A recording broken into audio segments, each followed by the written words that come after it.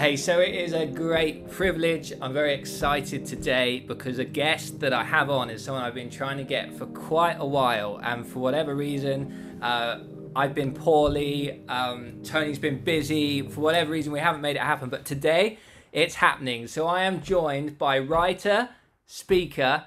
To be honest, I need a resume to get through all this, but a writer, speaker, founder of Broken Crayon Still Color, pioneer, pastor, Hillsong Atlanta with her husband Sam, mother in waiting, Toni Collier. Welcome, welcome, welcome to Rob Ward.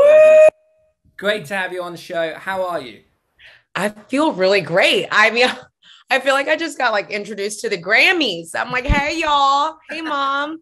I'm so grateful to be on. And I do feel like it's been a while since we've tried to get this together.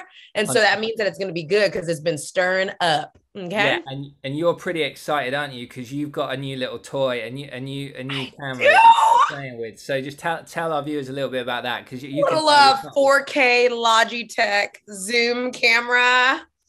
I mean, I'm sure it could be used for other things, but here I am shining in the flesh because of my new little camera. I love it. And where are you tuning in from? Where are you speaking from, Toni? Where are you right now? I'm in Atlanta, Georgia, like for one day out of the month because I'm on the road so much. So I'm home. I'm in our new little casa, and it feels really good, honestly, just to be home. So yeah. Beautiful. And you know, how have the last 2 years been for you? I mean, like every child. It's always the opening question for people, and like no matter who it is, there's always a story. So like, how's it been for you? You've planted a church since then. Like, tell us all. What's even happening right now? A lot has happened in 2 years. Let me just say that globally and locally in our home. We are in seminary. I'll just start there because that's like a looming thing. It's my last semester in seminary, getting my master's degree in biblical and theological studies. So that's been a lot. Exciting. Okay. Yeah, I'm just doing the best I can, man. I want to go deeper, not wider, you know? Business girl, entrepreneur, and biblical scholar in the making. That's going to be quite the. That's going to be quite. Let's go. I'm just kidding. But also in the middle of the pandemic that we've all been through, we started feeling the call to plant a church. And more specifically, I started feeling the call for my husband, and he was like, I don't know. I was like, no, but I think you're supposed to plant a church. Go ahead and do your thing. And so it's been interesting because we have actually been, you know, like a token in this whole ministry world where, you know, so many couples are doing this church thing together. They're co-leading, they're shooting the charge. And I remember when my husband and I came together and we kind of laid the foundation of the church together and shared vision together. And then I get these book deals and I get a tour contract and I'm like, hey, so I don't know if we're supposed to do it like together. Okay. And so it's been interesting, but we consulted with some mentors, but it was a big shift culturally, just for like in the Black culture, it's husband and wife. In the Hillsong culture, it's husband and wife. And it's honestly been the best thing that we've ever done. It's been against the grain, but God has really shown himself true in me just getting to support Sam in the church and mother the church from a distance, but also be connected to parachurch ministries and using my voice for other things and having a women's organization and all the things. So it's been crazy. And we got pregnant. Okay. Yeah, you did. So tell us a little bit about that. So how many months pregnant are you? Boy or girl? Boy or girl? It's a boy, little Sammy Jr. We have a 7-year-old girl that is a lot. Okay. I'm just going to put that out there on the table. We're not going to go into that, but it's a lot and it's great and glorious. And I prayed real hard for a boy and I cried when we found out it was a boy, and we're so excited about it though. And we're so blessed too. Like, with so many women, especially with what I do with helping women process through trauma and pain, we've got a lot of women battling with fertility and miscarriage and loss, even on our team. And so we've just been really blessed to have a healthy pregnancy and so far just so good, a healthy baby. And so we're excited. Praise God, man. Praise God. And you know, it kind of leads nicely into the next question, because a lot of people watching this will be thinking, wow, this woman, Toni, seems like a superpower. Like, she's blessed, she's anointed, she's got all these opportunities. But can we rewind a little bit and you share a little bit about where you come from, where you've been, and how you've got to where you are now? Yeah, that's good. Journey. Yeah, well, honestly, nothing but the mercy of the Lord. Okay, let me just say that because I'm a little wild. I love But I am originally from Houston, Texas, which is the best part about me. Can we just say that? Best state in the world. it. On Hello. We're a record. little crazy. We made some crazy decisions, but we stand by it. Okay. But originally from Houston, Texas, man, grew up in a really, stable home at first, and then it kind of took a sharp turn. My mom had a massive stroke, lost her feeling and ability to walk on her entire left side, started experiencing so many health issues, from seizures to losing her large intestine to blood clots to, I mean, just the list just goes on and on and on. We call her bionicle woman, but I saw a lot of miracles in my day, okay, before I was even saved. And what that did for our family, our already blended family, is it kind of broke up our family when I was about 8 years old. My dad started working super hard, lots of pressure on him, lots of anger that came out of him.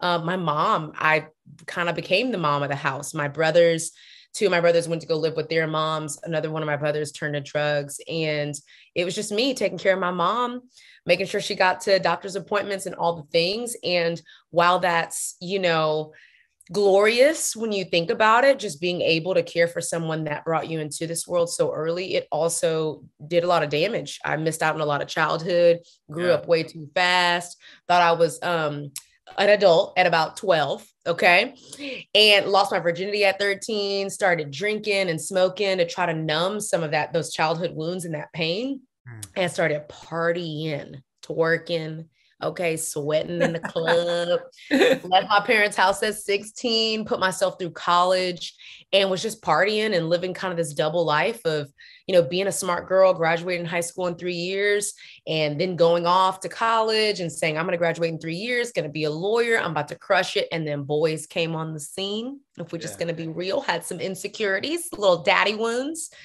And that was like my demise. I ended up hooking up with a guy that I'd known for 3 months, and then moved to Georgia with him and threw away law school and everything else. And we got here, and it was probably the most dark season of my life. Lots of verbal abuse, lots of holes punched in the walls and doors ripped off the hinges, but still married him because of shame and embarrassment. Didn't want to prove my parents right that it wasn't a good idea maybe to meet a guy and then move with him.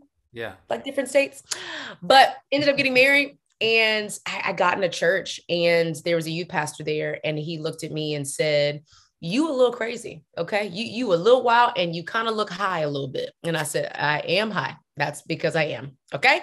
I love it. And he said, but I really see something in you. And I just believe that you've got the calling of ministry on your life. And he mentored me in ministry, mentored me in spaces that women weren't even speaking into.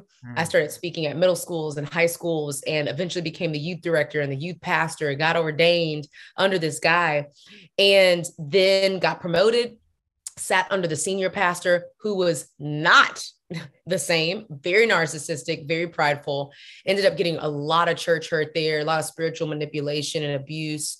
And I'm simultaneously in an abusive marriage. And so one day I have this little girl, end up having a little girl. And at one, I saw fear in her eyes for the first time. And I said, okay, we got to transition out. We need to go get in a safe environment.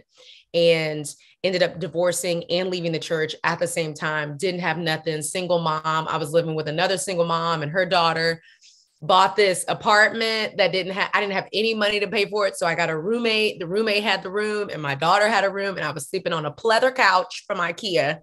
And God started to rebuild my life. I thought I wasn't called for ministry anymore. And lo and behold, I end up in a random meeting at North Point Ministries under the leadership of Andy Stanley. And God called me back into ministry, back into a journey of healing. And literally my life changed. I mean, I still kind of am just like a little shocked. I'm like, did this actually happen like 6 years ago? And it's like, yeah, bruh, like your whole life changed. Got out of poverty, no more WIC, food stamps, all that. And now I'm trying to scream from the rooftops that no, really, like God really does use the most broken parts of your story to bring so much hope and redemption. As a matter of fact, it's where he does his best work. And so that's how all this ministry stuff came to be.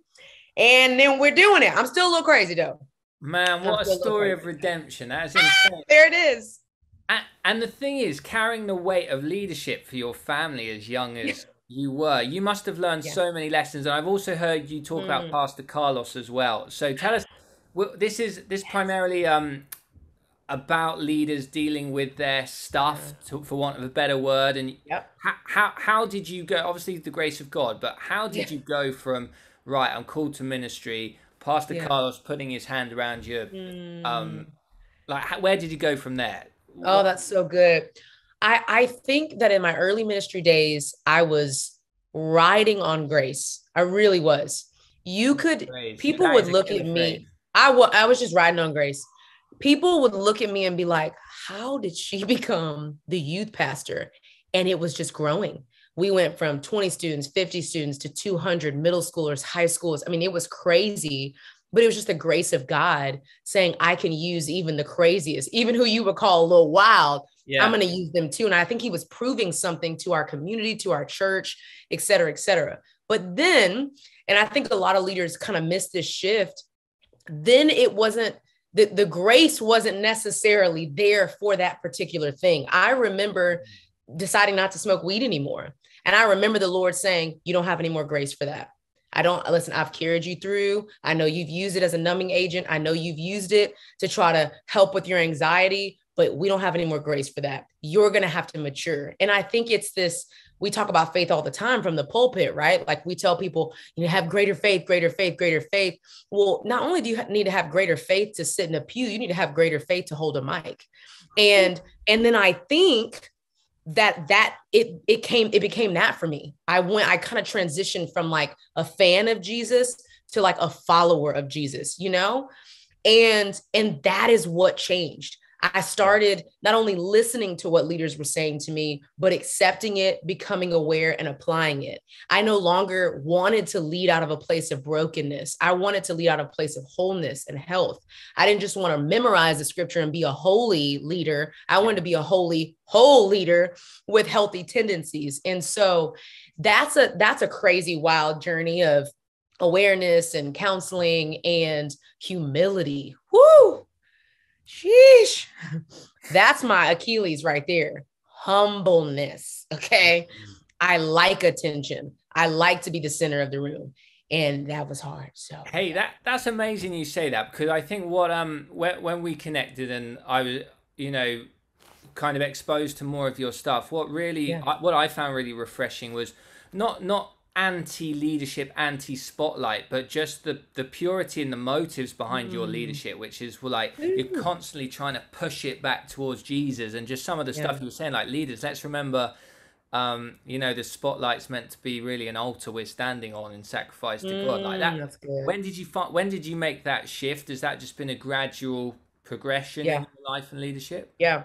I think it's when I hit rock bottom. Like Yeah. I think, and I don't wish that on leaders. I pray that we have enough tools and content like your podcast to kind of teach us, especially young leaders, how to try to get it right on the front end. But for me, it was that season of, man, I have been faking this. I have been standing on a stage, putting a message together the night before, thank you, Google, instead of actual like diving in and studying and really understanding the word Yeah. of God.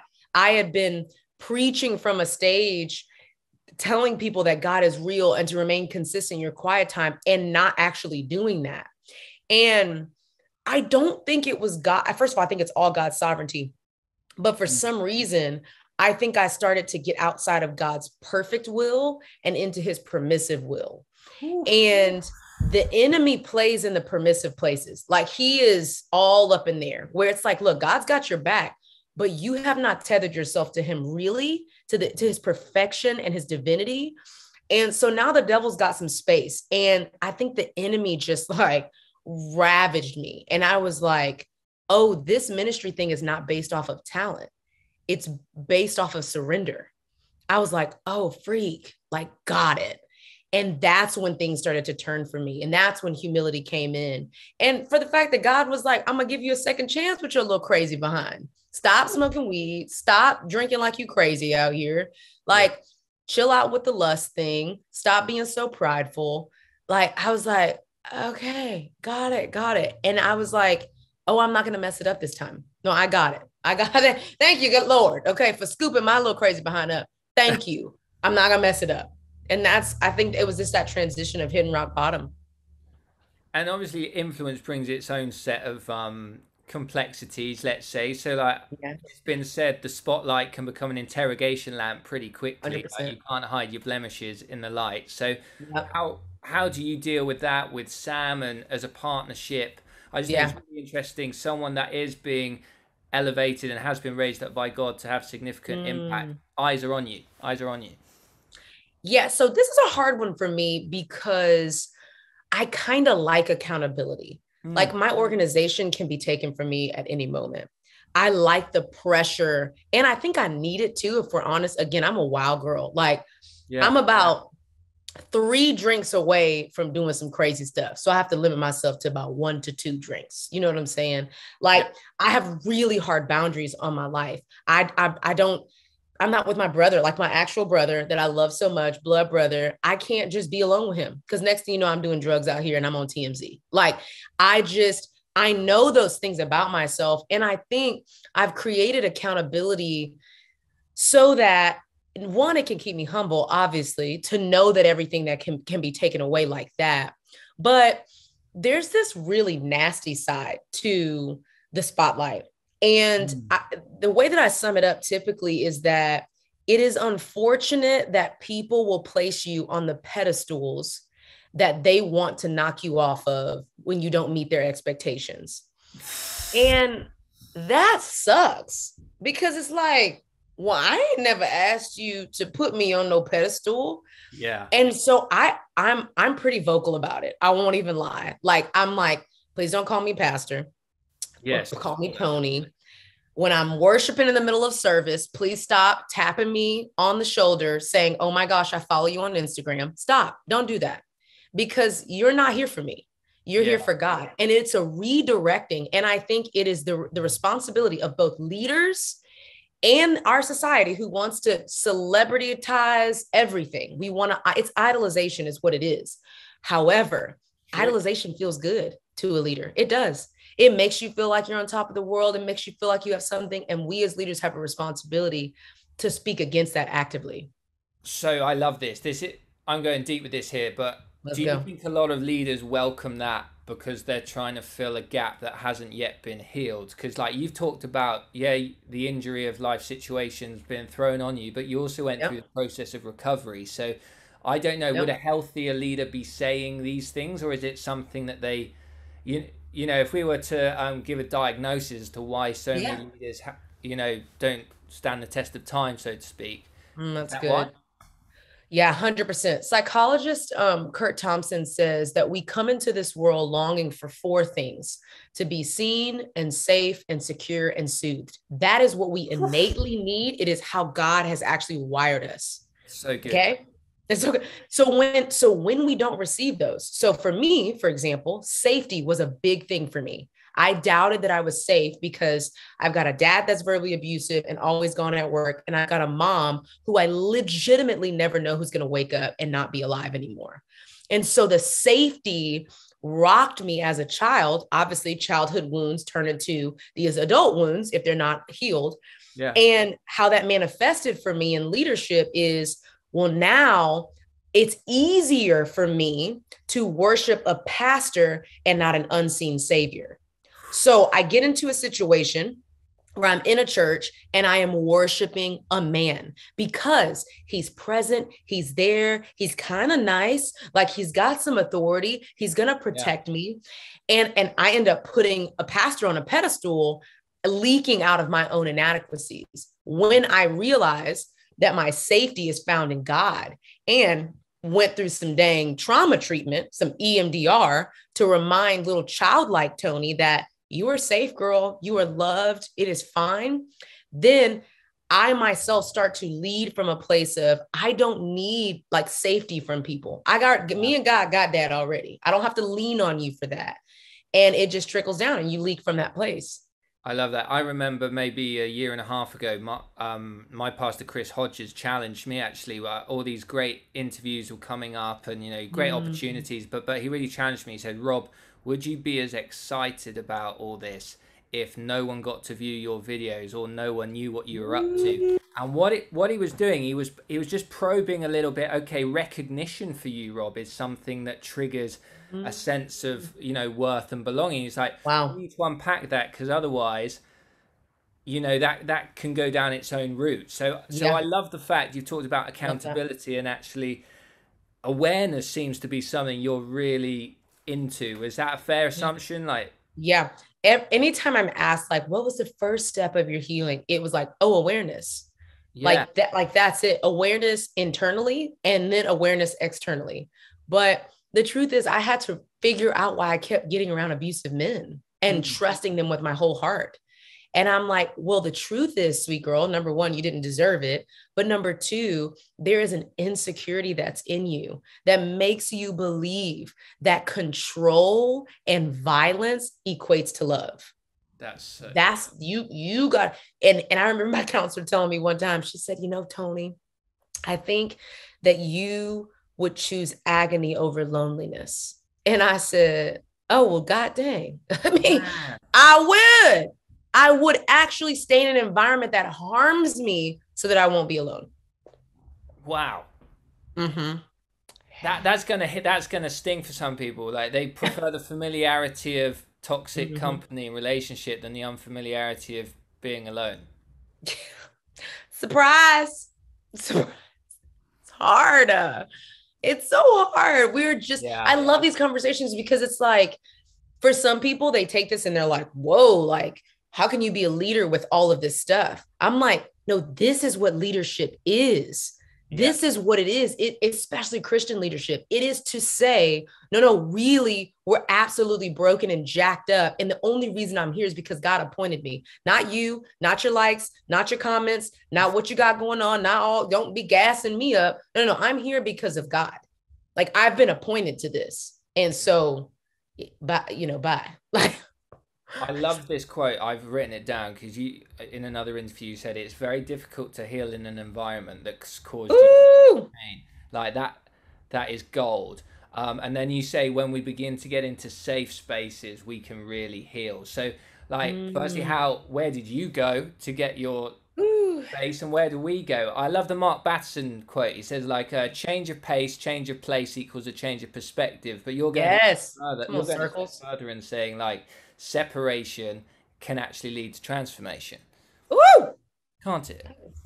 Put that down. Write that down. Tweet that. We're preaching up in here. I know. It's true though. And here's a very tangible example. Yeah. When I was in a really toxic environment in church specifically, it was all that I had for family. I had moved from Texas to Georgia. The church became my family. The church became my community. I didn't have anything else. I was a single mom. Like, that is where I wanted to go. However, a good chunk of my hurt and my trauma came from that church. And so I had to make a conscious decision to get out, and it was devastating. Yeah. And I remember I decided that it was a great idea to go back to the church and just visit like a month or two. I was like, I'm just going to go on a Wednesday, and no one talked to me. The staff had been told by the pastor that I left because I didn't believe in the culture, when really I was processing through a divorce and, I mean, poverty. I needed to go get another job. Like, it was just really hard because the church supposedly couldn't afford to pay me, but the pastor was driving a 4-door Porsche. It's hard. Okay. Ouch. I'll do it. And so it was hard. And so I walk into this church, and it was just like the nail was already in the freaking coffin. I was like 6 feet under. It broke me completely. And that is the moment I questioned my life. I was like, maybe I shouldn't be alive anymore. I mean, it really damaged me. And from that place, I had to claw my freaking behind back up out the pit and start to recognize that you cannot heal from the place that broke you in the first place. It just doesn't work. And we want it to. We're like, oh, all right, I'm going to do this. I have motherhood wounds. I can't just abandon my mom. Okay. Let's just be real about that. Right. But I can place healthy boundaries to ensure that she doesn't hurt me. And we have to do that. And it's just like, just try, bro. Like, just get into a space of isolation with healthy community, with your people that you actually know are safe. and not around the very people and relationships that broke you, and just see how your mind starts to find safety and attach itself to a new way of thinking and feeling. It's just like, I don't even know. I'm like, well, come on. We just got to do it, y'all. Get on out of there. Okay. I love that. And I love that you've just been very realistic. Like most of us think when we think of boundaries, oh, we can just build a wall that's going to stop Right. people. But actually, it's going to be a fence, right? We're letting people in and out based on their behavior. So good. What my counselor said, because I'm an all in or nothing type of girl. So it's either like ride or die, I'm gonna fight for you, or you're dead to me. Like that's how my natural MO. And he said, Toni, I need you to try to create boundaries that are strong enough to keep the bad stuff out and permeable enough to let the good stuff in. Changed my whole life. I said, got it. Because then you start to access the good in people and where you can allow that to come in as you're healing and growing. Yeah. And obviously, like we've talked a lot about the character side of things, just because that's the part that is often shows up and is a weakness for many. But I just like to shift in the last part of the conversation to talk about not just character but competence. Like you're obviously an incredibly gifted communicator, and that doesn't happen overnight. Spurgeon said, if I had 25 years left to live, I'd spend 20 of those years in preparation. And obviously you've prepared at some point. Can you just talk us through how you've shaped your craft of speaking and writing? That's really good. Yeah, competence is a choice. I mean, it really is. And the truth is, I probably could have gone a few more years without going to seminary, a few more years without actually paying attention to the way that I communicated. I could have done it. Yeah. But there is something about, I mean, Andy Stanley says it all the time. We want to try our best to go deep, not wide. It is so easy to go wide in this environment. Like you can be a YouTube university graduate and keep it moving out here. But there is something about depth that, I mean, just like a high rise is built, they build down first, right? They build all the way down.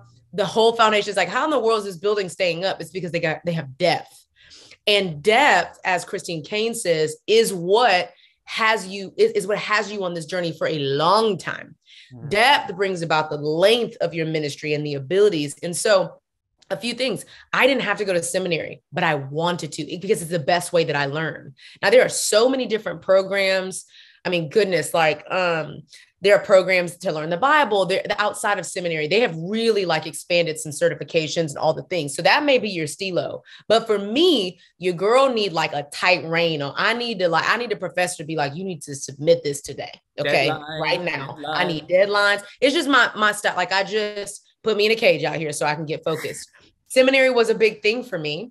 But also like finding resources like the Women's Speaker Collective. Danielle Strickland, she's incredible Canadian, incredible communicator. Good Lord, she is just the best. She has a Women's Speaker Collective. It is a little expensive. I was like, hey, if y'all have any scholarships, if y'all do any small versions, I'm down for the cause. And I sat there and listened. Joe Saxton just had a whole 2-day workshop. I didn't have to go to it. Something in me, my pride, my instinctual pride would say, oh, this is for women that's just kind of starting out in ministry. No, go sit your behind down and go and learn, because you never know what you may have missed in the years that you were just actually riding off talent. So go on ahead and go back and humble yourself and be a lifelong leader. And so those are just tangible ways. And I watch talks. I'm sure you do too. I'd be watching talks like, ooh, okay. And you pick up like on those techniques, and you try different things. And just preparing to them night before messages, like, chill out, man. Maybe God gives you something the night before. Amazing. But let's be real about this. The Bible wasn't written in 24 hours. All right. This is a story. I mean, come on. Do you feel like, because you're exposed to so many communicators, do you think there is a kind of, let's put anointing to the side, do you think there is a secret sauce between the good and the great communicators, like in the little nuances you see that you've picked up on? Or 100%. Yeah, 100%. I work off a foundation, and this is what was really amazing about being a part of North Point. Because they are caring, loving. It's a church, obviously, but they lean a lot on strategy and proven tactic. And I mean, you would just be surprised. So studying under Reggie Joyner, who founded Orange, with student ministry, I remember them sitting us down and going through the different phases of kids and student ministry. And I said, now, wait a minute, there are phases? They said, yes, absolutely. They had gotten with Harvard graduates and psychologists, and they dissected the faith phases of like kids, preschoolers and elementary students. It's the awe and wonder phase. Amazing. Where they really just need to be taught about the wonder of God. The middle school phase is about students that are just trying to develop a faith of their very own. They're a little weird. They're all over the place. One week they're like, I'm Gothic. The next week they're like captain of the cheerleading team. Like they're just kind of like all over the place, but it's because they're in a discovery season. And then in high school, it's the change season where they want to create change. They want to actually use their faith to do something. Like those things are important and are very much so connected to the way God's designed us. We didn't just pop out as humans out here. We popped out as little wobbly necks, looking turtles without a shell out here. Okay. We was looking weird and our brains could not handle everything. And it's why God equates our faith to like a baby and milk and getting off of that, because we change and grow. And all that strategy and knowledge and education and psychology. And I do think that I think we should totally get into those things. It's important. How much has your degree in business logistics helped with ministry stuff? It's helped on the entrepreneurial side. Okay. I have a business or a bachelor's in business with an emphasis on entrepreneurship. Yeah. And there is something about, this is going to sound so crazy. I'm so sorry. There is something about professionalism that you get from studying that is very hard to just pick up on in society. And I can tell the difference. And I mean, so many people are opting out of not going to school. And I'm like, hey, look, wherever you feel led, go do your thing. But there is something, I have women on my team that do not have degrees, and there are so many more questions about professionalism, emails, building spreadsheets, strategies, being able to actually think about finances compared to turnover rates and all these different things that I learned in business school that, if we're going to be real, for a while there, I was like, this is dumb. I said, I ain't never going to use this. Who about to be out here using accounting? Who's about to be out here using business analysis? And let me tell you, them last 2 little business analysis classes I took changed the game forever. I learned about scaling. I learned about being able to do things for a small amount, to barter, to do business, to create the win-win. And that's all from my business degree, which I'm very shy. I'm like, well, the Lord don't waste nothing. Okay. He don't. That's amazing. So if you were coaching someone, like we talked about preacher to preacher, competency, character, let's talk about coaching. If someone was wanting coaching on how to start a business or something, where would you tell them to start? Yeah, 100%. Honestly, I just went through, speaking of learning, I just went through the story branding mapping phase with that Donald Miller does. And it changed the game for me. Really? There is an interesting way that we think as Americans, specifically in our culture, when we see a problem or a need or a desire, we go from, okay, point A to point B, and we go straight line. Where in a lot of other cultures, the problem actually becomes the pinnacle point, and the thought process around it before you even can solve it is the most it's the most important part of the way that you do. And what that simply means is, instead of trying to go towards the problem, you start to research around the problem. Well, who has the problem? How can we solve this problem? By solving it, what's the felt need? What's the aspirational identity, as Donald Miller says? All of these different things. It's that planning phase that we just skip over, and it's easy to do because literally you can go on a website and start an LLC and get your little bank account, start an Instagram, and you think you're a whole business out here. Like, I got a business. I'm about to sell my little t-shirts, but you have no idea who you're selling to and what their aspirational identity is. Your whole strategy is based on people want shirts, but maybe that's not what you actually need to build. Maybe your marketing and language is, no, I'm not selling to people that want shirts. I'm selling to people that want to be known for being stylish. Yeah. And so what does that marketing look like? How do we press into that? My biggest advice in a nutshell would be to figure out strategy before you start your business.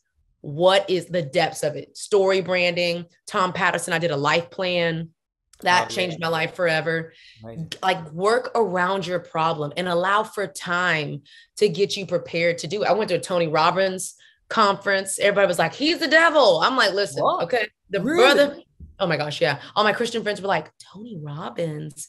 I was like, girl, yes. Okay. I'm going to say something that could seem heretical to some Christians, right? But that I have learned more in terms of what you're talking about from non-Christians. 100%. Gary V. I mean, let's just be honest, man. Okay. I wouldn't go to Tony Robbins maybe for a Bible study, but for a heck of a lot of other We're not going on the faith walk journey. Now, you know what's kind of crazy? And again, we pray about everything. Yeah. I prayed about going to Tony Robbins. I was like, all right, Lord, is this where you want? You good? I'm good. My faith's strong enough. But sure. I go to this Tony Robbins conference. It was life-changing, first of all. Yeah. But second of all, for the very first time in his 40 years of doing whatever, he publicly announces that he's a Christian at this conference for the first time in the room with 8,000 people. And I'm like, wow. He says, I'm a Christian. He was like, I'm not sure what you believe, but I'm a Christian.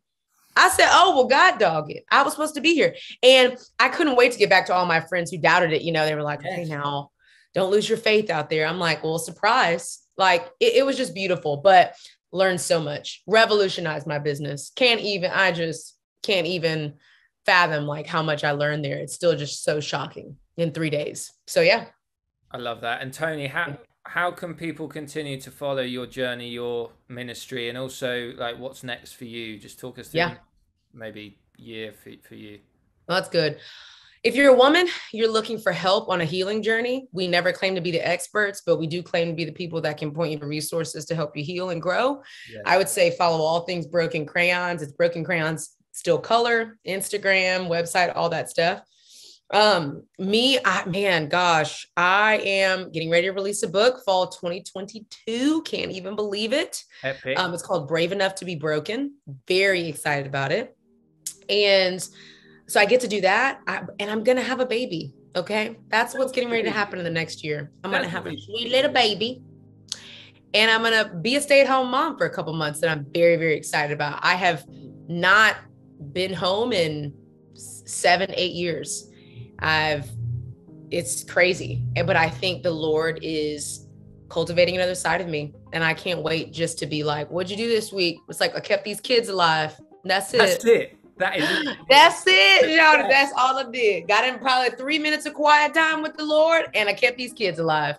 And I'm excited for that, man. I'm excited for what that's going to do for my heart and my leadership, and just my own insecurities even. I'm really excited about it. So that's what I'm going to do. Maybe starting a podcast. I don't know. That's the first time I've said it. Just going to put it out there. I love it. I'd subscribe. Hey, thank you so much for your time. You're a legend. Loved spending some time with you, and love to Sam, and we'll speak soon. Woo!